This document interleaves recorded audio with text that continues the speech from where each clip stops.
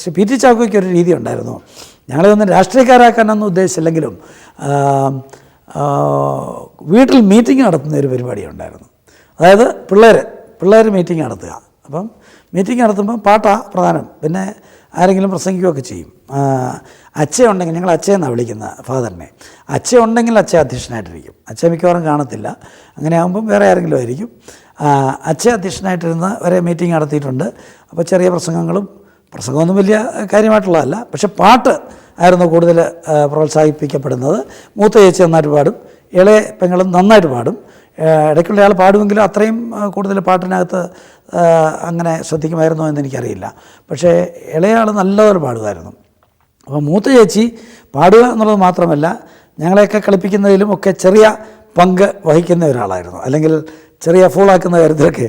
അപ്പോൾ മൂത്ത ചേച്ചി ഒരിക്കൽ എൻ്റെ പിതാവ് വീട്ടിലുള്ള ഒരു സമയത്ത്, വളരെ കൂടുതലൊന്നും അദ്ദേഹത്തെ കിട്ടില്ലായിരുന്നെങ്കിലും കിട്ടിയ സമയത്ത് ഉണ്ടായിരുന്ന ചില അനുഭവങ്ങളിൽ ഈ മീറ്റിങ്ങുകൾ ഞാൻ നന്നായിട്ട് ഓർക്കുന്നതാണ്.